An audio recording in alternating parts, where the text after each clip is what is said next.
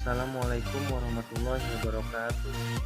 Perkenalkan, saya Muhammad Irfan Maulana, NIM 33321700061 dari Universitas Sultan Ageng Tirtayasa, jurusan Teknik Elektro, dengan visi menjadi program studi yang unggul dalam bidang energi listrik, instrumentasi dan kendali, telekomunikasi, dan komputer pada tahun 2020. Di video kali ini, saya akan menjelaskan mengenai dampak revolusi industri 4.0 terhadap etika profesi di bidang kesehatan. Saat ini, kita telah berada di zaman milenial, yaitu zaman di mana dunia bergerak sangat cepat. Terdapat banyak teknologi-teknologi yang muncul terjadi di era revolusi industri. Revolusi industri dimulai dari revolusi industri 1.0 yang terjadi pada abad ke-18. Salah satu penemuannya di era ini yaitu ditemukannya mesin bertenaga uap. Revolusi industri 2.0 terjadi pada abad ke-19. Pada era ini terjadi peralihan dunia perindustrian ke tenaga listrik yang mampu menciptakan produk-produk secara massal. Revolusi industri 3.0 terjadi pada abad ke-20. Pada era ini, salah satu efeknya yaitu perangkat elektronik mampu menghadirkan proses produksi. Seiring berjalannya waktu, revolusi industri semakin berkembang, yaitu dengan hadirnya revolusi industri 4.0. Revolusi industri 4.0 merupakan perubahan di mana untuk memproduksi suatu barang, memanfaatkan mesin sebagai tenaga penggerak dan pemroses. Revolusi industri ini hadir untuk menjawab permasalahan efektivitas dan efisiensi dalam memproduksi suatu barang. Revolusi industri 4.0 ini mengintegrasikan antara teknologi cyber dan teknologi otomatisasi. Revolusi industri 4.0 merupakan era di mana teknologi mengalami kemajuan yang sangat pesat, terbukti dengan adanya internet yang memudahkan kehidupan manusia.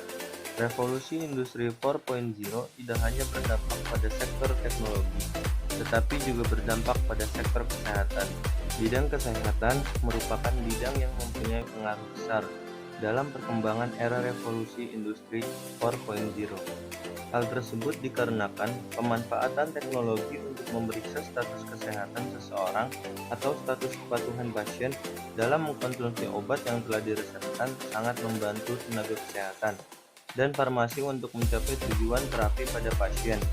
Dalam industri farmasi, aspek yang didahulukan yaitu aspek mutu yang berkualitas baik.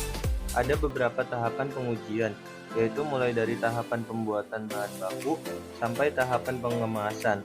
Oleh sebab itu, demi menjaga kualitas dan meningkatkan efisiensi produk, industri farmasi membutuhkan teknologi yang canggih.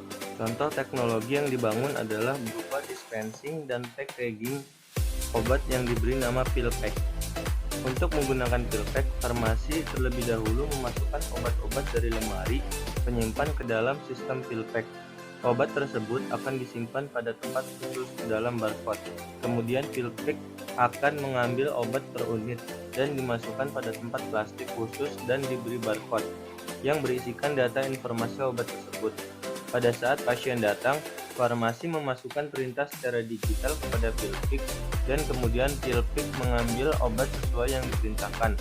Obat-obat tersebut disatukan dengan gelang plastik yang disebut pickering supaya mudah diberikan kepada pasien. Setelah itu, obat diberikan kepada pasien. Keunggulan dari teknologi pill pack ini adalah pada kecepatan, keakuratan, dan sterilitas. Pill pack dapat mendispensing lebih dari 10.000 dosis dalam sehari. Tentunya lebih cepat jika dibandingkan dengan tenaga manusia. Pill pack juga sangat teliti dalam pekerjaannya. Pada setiap tahap seperti pengambilan obat, packing obat per dosis, hingga packing dalam ring pack selalu dilakukan pengecekan sesuai barcode. Lantas, apakah peran mesin akan menggantikan tenaga kerja farmasi? Untuk memperoleh manfaat dari perubahan revolusi, kita semua perlu mempersiapkan diri, termasuk tenaga kesehatan. Robot dan gadget tidak dapat dipungkiri mungkin lebih cepat dan memberikan hasil yang akurat, tetapi mereka tidak dapat mengalahkan manusia, karena sumber daya kesehatan adalah salah satu unsur utama dalam peningkatan pembangunan kesehatan. Tenaga kerja kesehatan harus didorong untuk meraih puncak prestasinya. Teknologi tidak dapat menggantikan kinerja manusia, tapi lebih mendorong manusia untuk lebih kreatif, inovatif, dan intuitif. Ketika membicarakan teknologi, yang diingat adalah bagaimana teknologi akan menggantikan manusia. Ada kekhawatiran akan hal itu. Teknologi jangan dianggap sebuah ancaman, melainkan alat bantu bagi manusia untuk meningkatkan kualitas dan pekerjaannya. Penggunaan teknologi ke depan dalam proses produksi akan semakin meningkat.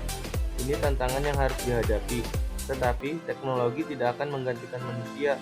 Dia hanya mengubah dari tingkat kemampuan rendah menjadi kemampuan teknologi yang cukup kompleks. Jadi, potensi manusia yang mesti dioptimalkan.